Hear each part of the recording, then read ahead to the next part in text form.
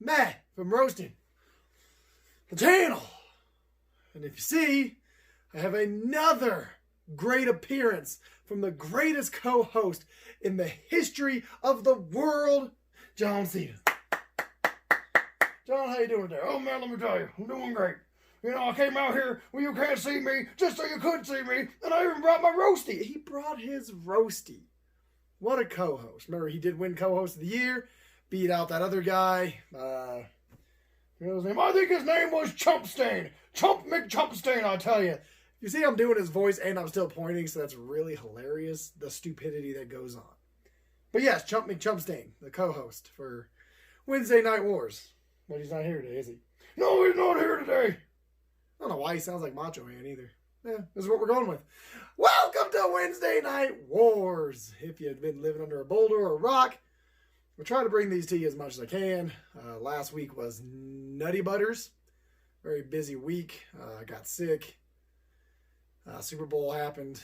And in my line of work, Super Bowl is the craziest week for us.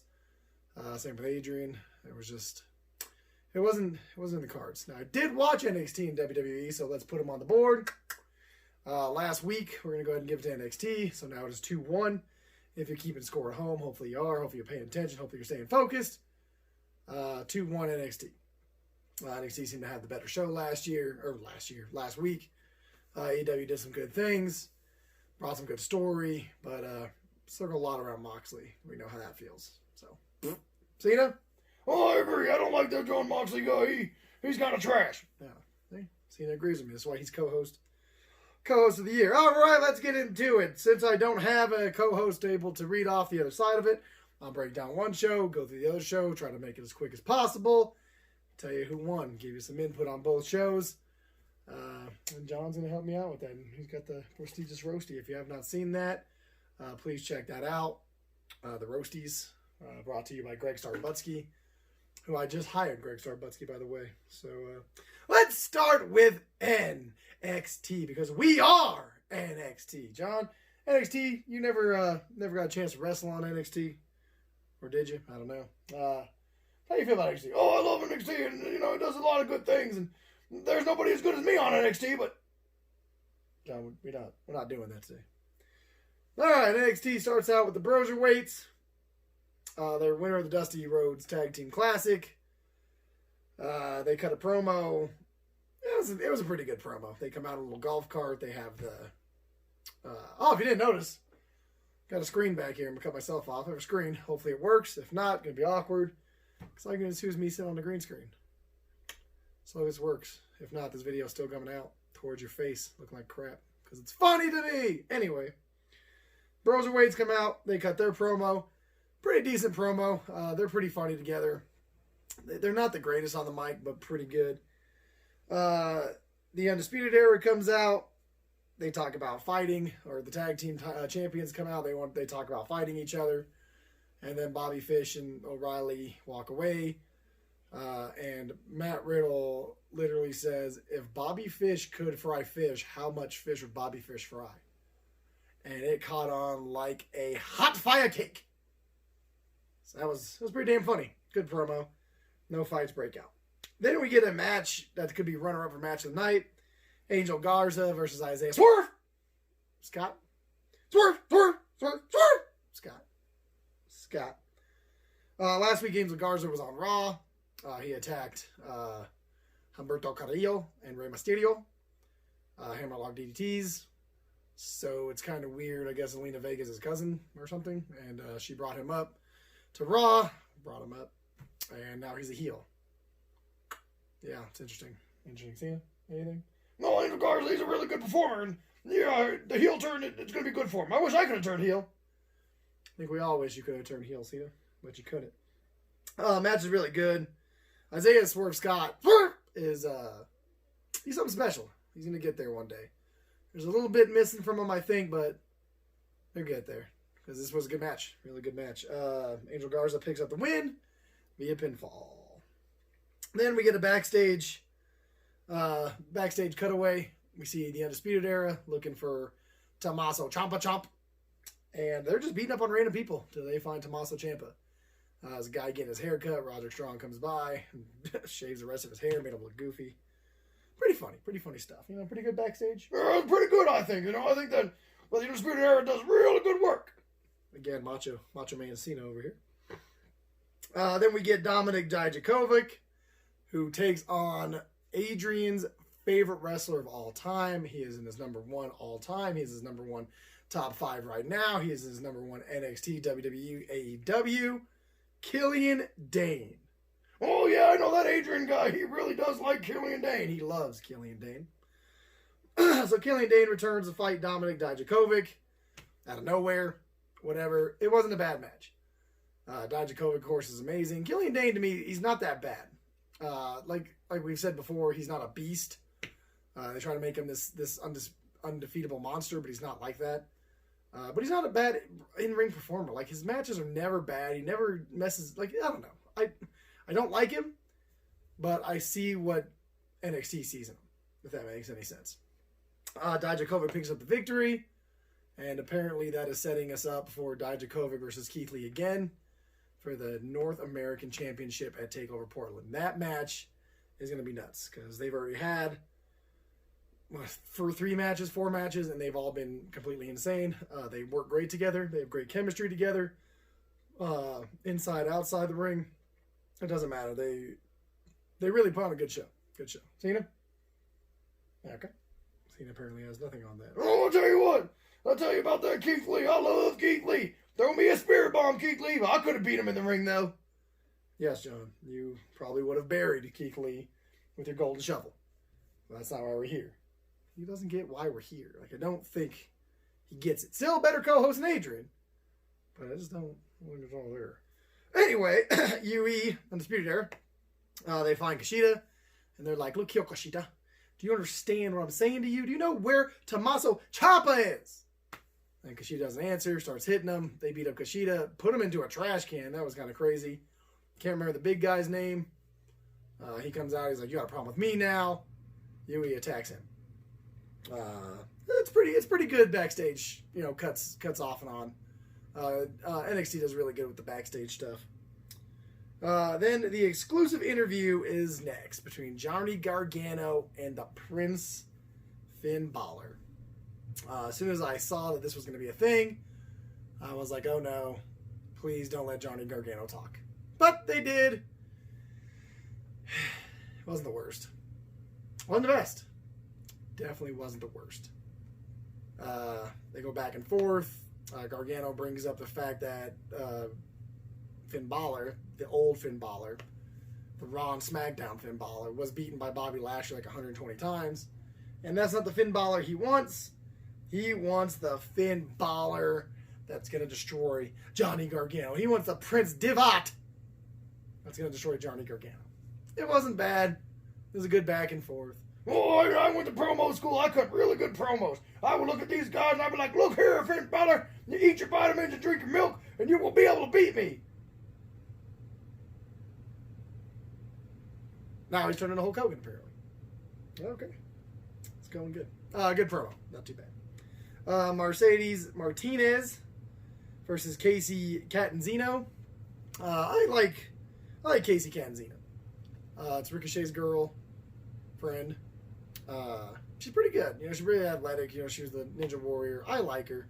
Mercedes Martinez. Good Lord, if I can say her name right.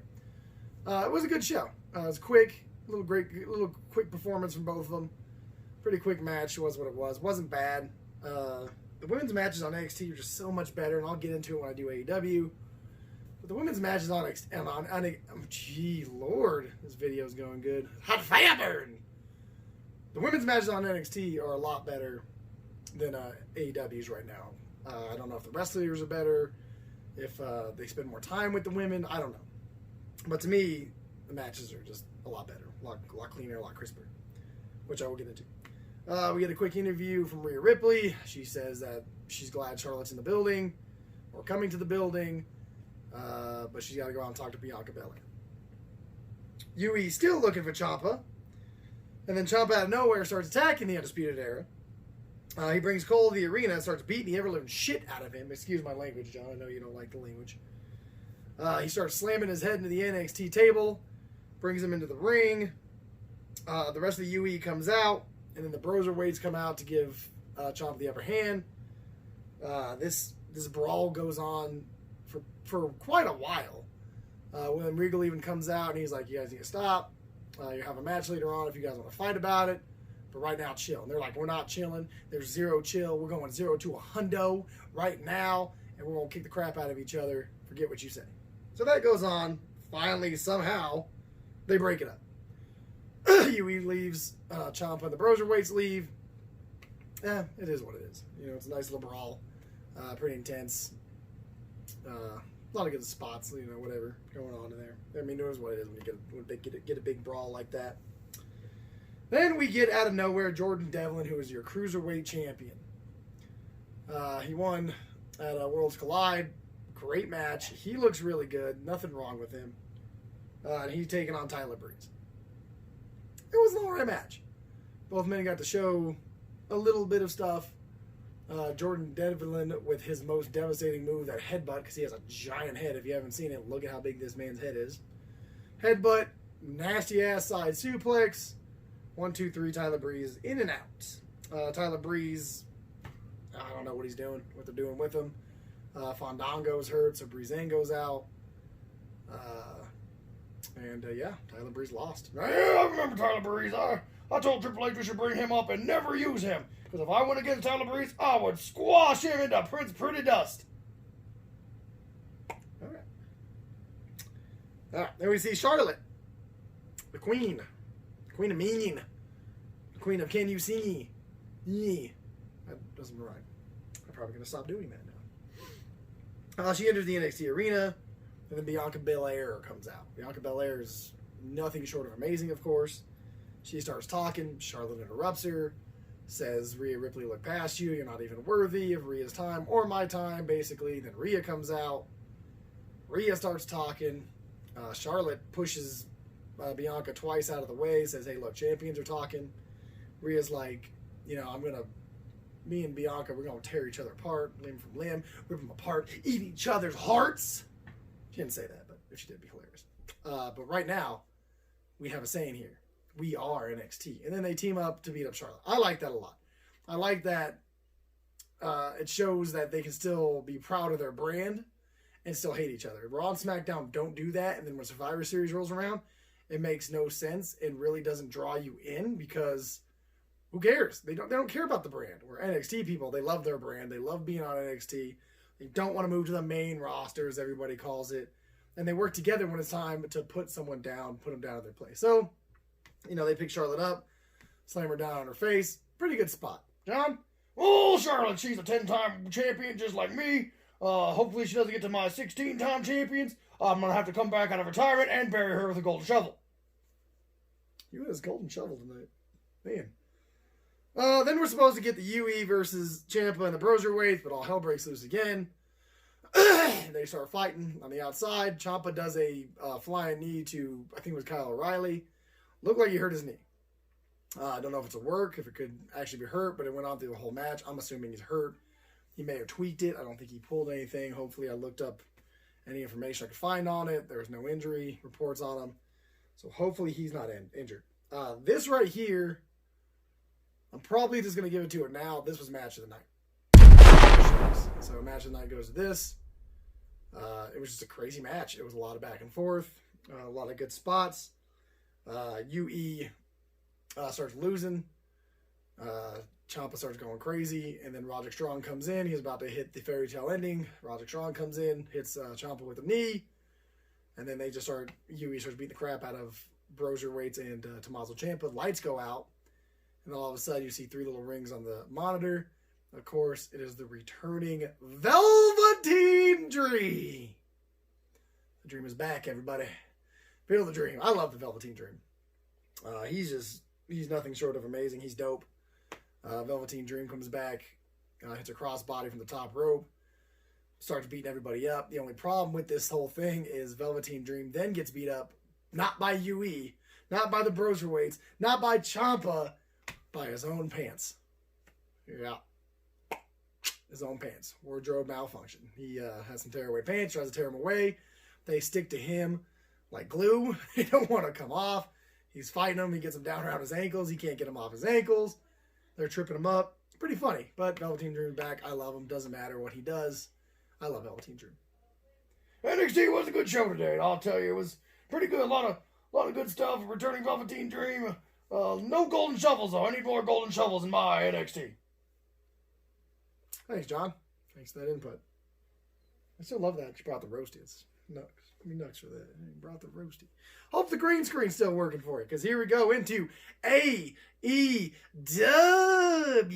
baby. And, of course, AEW starts off with Nobody Cares. Let's move on to the next segment. Oh, no, we're going to talk about that piece of trash, Jon Moxley. All right, John. Since you want to talk about Jon Moxley, here you go. Why don't you just read off of this right here?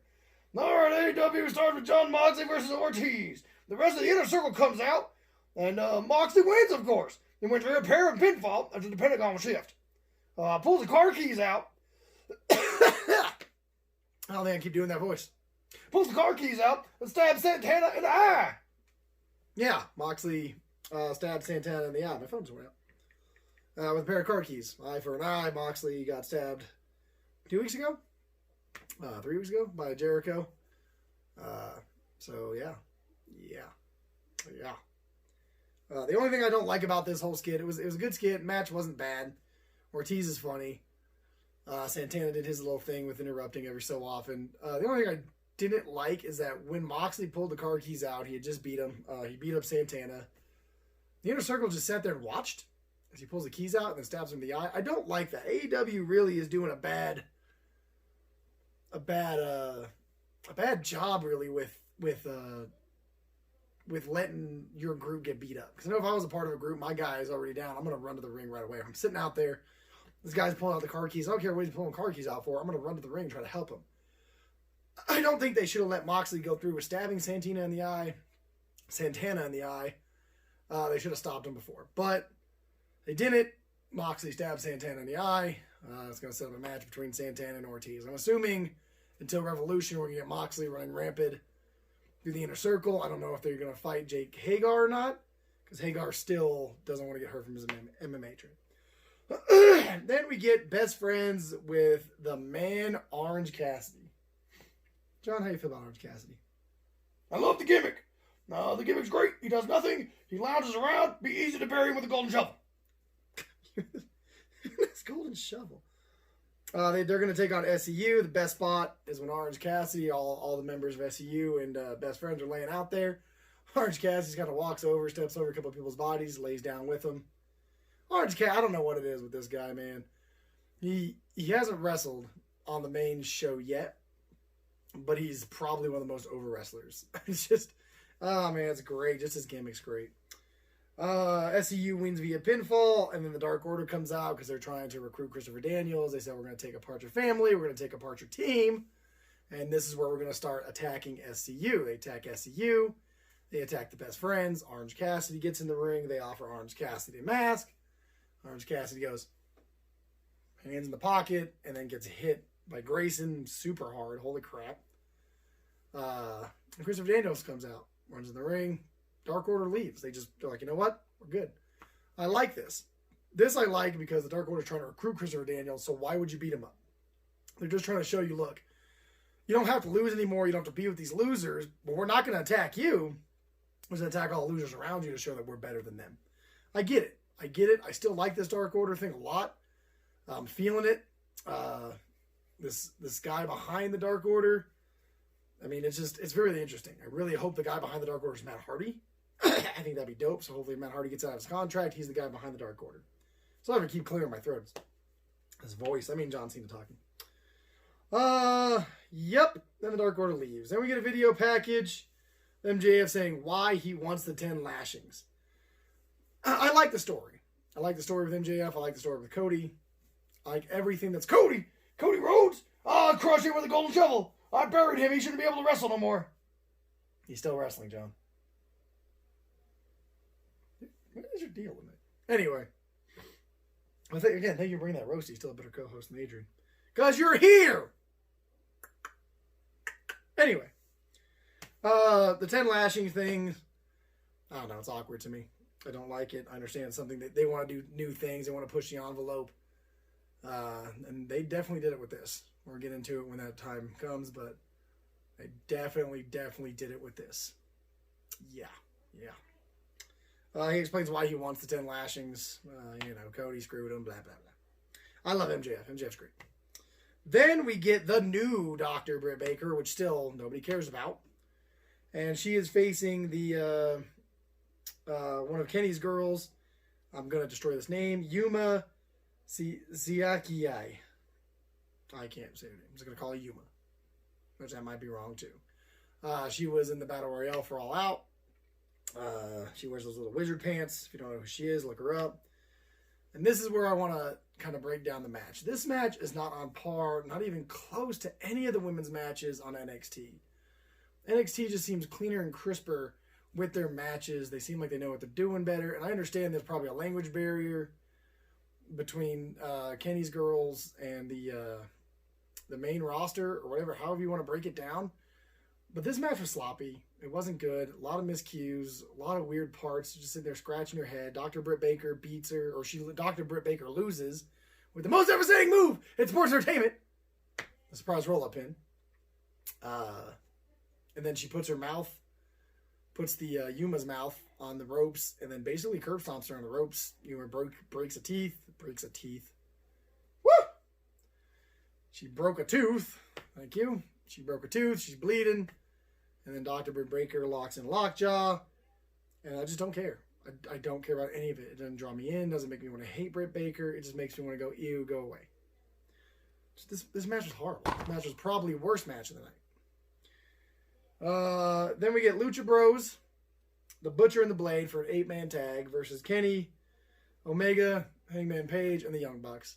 Again, I don't care about Butcher and the Blade. You guys are booking them as mercenaries, a devastating tag team. They haven't won a match. Good match, not too bad. The Lucha Bros pick up the win after Adam Hangman Page refuses to tag in the Young Bucks. He goes into the driver from Rey Fenix and Pentagon. Rey Fenix jumps out on the Bucks. 1, 2, 3, Lucha Bros win. Again, Butcher and the Blade don't win. I mean, they win technically. They pick up the win, but they don't do nothing.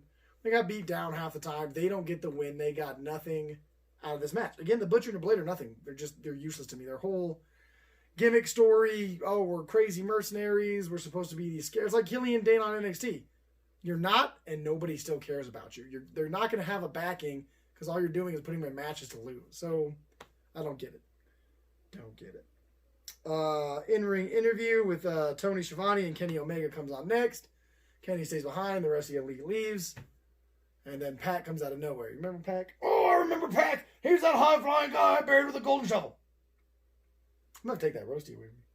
Gives you a golden shovel award. Pac appears on the screen. And he has Riho with him. And he was like, I'm going to hurt Riho if you don't give me that rubber match. Because he's still trying to get Kenny to sign that rubber match. Kenny's like, fine, you can have the damn match finally. So Revolution, we're going to get the third and final match of Kenny Omega versus Pac. That should be amazing. Every match they've had so far, nothing short of amazing. So it should be a good match. It should be a really good match. And then Pac was like, I don't put my hands on women. I'm a bastard. I'm not a beast. That's what he said. And then Nyla Rose came out of nowhere. Powerbomb Riho through a table. And the table didn't break. Damn those rock hard tables. Rock hard. Awkward. Awkward? Awkward. Rock hard tables. Riho bounces off it like a little toy because she's the size of a little toy. She's the size of John Cena. So, there you go. You see John Cena sitting next to me, that'd be Riho sitting next to me. Video package of Darby Allin, who was attacked last week by the Inner Circle. Skateboard put to his throat. Slammed into the mat. Almost destroyed his trachea. He puts on a flamethrower. Burns a cardboard cutout of Sammy Guevara and Chris Jericho. Very sad moment because I love that cardboard cutout. And now it's burnt to a crisp. Yeah. Oh, that Chris Jericho guy. I remember him too. I tried to bury him with a golden shovel. Did I do it? No, you didn't. You can't bury Chris Jericho. He's the greatest of all time. He's one of the greatest in-ring performers of all time. If not the greatest of all time. Yeah, I said it here. Oh, then we get Kip Sabian and his yummy girlfriend. Delicious Penelope Ford. I am in love with her. I know I'll never stand a chance with her. Even though I am just as good looking as Kip Sabian, maybe better. But man. And he's facing Joey Janela. Good back and forth. Joey Janela, he's pretty good. Kip Sabian's really good. I mean, it's a good match. A couple good spots. Kip Sabian picks up the win after the roll-up. Most devastating move in sports entertainment again. Roll-up pin. And he grabs the tights. And after he hits Penelope Ford, push her off, then the roll-up pin with the tights grabbed. It was alright. It was an alright match. Penelope Ford was involved a lot, so 2 thumbs up for that. Anyway. Then we get an interview with the Inner Circle. Chris Jericho takes the mic, starts going off. That's, of course, great. Then Santana grabs it, setting up the match for Moxley versus Santana. And, Santana's got the eye patch on. He can't see because he got stabbed in the eye with the car key. So, it is what it is. Not bad. It was a quick little interview. Pretty good, not too bad. Then we get a heartburn commercial. This is great because I fast forwarded through it because I recorded it and then I watched it the next day. And I'm fast forwarding through because the first thing it says, do you suffer from heartburn? I'm like, this is a stupid commercial. By the time I get to the end of it, I see the Dark Order thing. I had to rewind it and watch the whole thing. It's literally talking about how you suffer from heartburn and your doctor is prescribing the Dark Order. Love it. This was hilarious. This is probably the best skit out of both shows, or the best promo, or the best cutaway out of both shows. I loved it. I'm telling you, I love this Dark Order thing right now. I'm feeling it. It's something different. They're trying to recruit people. That's cool to me. I liked it. I liked it a lot. Then we get a quick backstage with the Young Bucks, Adam Page. Young Bucks are upset because they didn't get the tag. Adam Page is drinking. The Young Bucks grab his beer. Adam Page has a pitcher. I'm still not liking the drunken Page thing. It is what it is. If that's what we're rolling with, cool, whatever. Do what you got to do. But at the same time, I don't like the drunken bit. I just wish that he would just be like, look, I'm done with you guys. Stop talking to me. Setting up a match. I still hope that I'm calling this right and it's going to have a payoff of Hangman Adam Page versus Kenny Omega. First off, that'd be an amazing match. Second off, it'd be a huge payoff for all these weeks of build-up with Adam Page not want to be a part of the Elite. I just think it'd be a great payoff for that. So please give us that. Kenny versus Hangman Page. Now, then we get to the most awkward part. I'm going to read it straight off of this because it's a lot that happened. Then the awkward 10 lashes is next. Cody's entrance is still dope. Seen like 100 times, doesn't matter. Still a cool entrance. Fan had an awesome poster as Cody walked down. It says, make a new wrestling game. Yes, please do. WWE 2K20 was the worst game ever. Hopefully with Jack Pacific, you guys can make a game, AEW game, and it's going to be great. Hopefully. That's what we're hoping for because I need wrestling games. If you watch the last 2 videos, we're still playing 2K19. My son is trying to put an effort in the MWF. Failed horribly. Next week, I'm going to start filming when me and Adrian play. We're going to start building a storyline. JP's sometimes in that story. It's hard to get a hold of JP. It's, when you call a robot, it goes to voicemail all the time unless he pushes the button on his head. It's hard. But we're going to get that going. I definitely want to get that going. I think that'd be pretty fun. Yes, we do need this. We need this part of it, but it's just an awkward part of the story. The first lash, all the bad guys come out. 2 to 3 lashes later, Arn Anderson comes out trying to get Cody to go through it. Then Dustin comes out after a couple more lashes. The rest of the Elite comes out, and they finally get to the 9th lash. Cody's on the ground. He's crawling. He's saying it's done. He probably can't do it anymore. And then Brandy comes out, says, I love you, you can do it. He stands up, turns towards MJF. MJF hits him in the chest, almost in the face. And that's it, man. Warlord got a couple hits in there with the belt. This is just awkward, man. I didn't like it too much. Like I said, I get it. This is what you want to do to make the story go further. But just to have somebody beat you with a belt 10 times, and you stand there and do nothing, and your friends stand there and do nothing just because you really want this match, I don't know. I don't know if I like that much. I like the steel cage stipulation. I like the you can't touch MJF stipulation. I get all that, right? But I don't like the 10 lashes. That was just weird. This whole segment was awkward. It kind of turned me off a little bit. I was like, this is kind of weird. But it did what it was supposed to do and bring MJF probably the most heat I've ever seen. MJF kicks Cody in the no-nos right there in the meaties. He runs off through the crowd, and a crowd member tries to attack MJF. Comes right at him, he attacks him.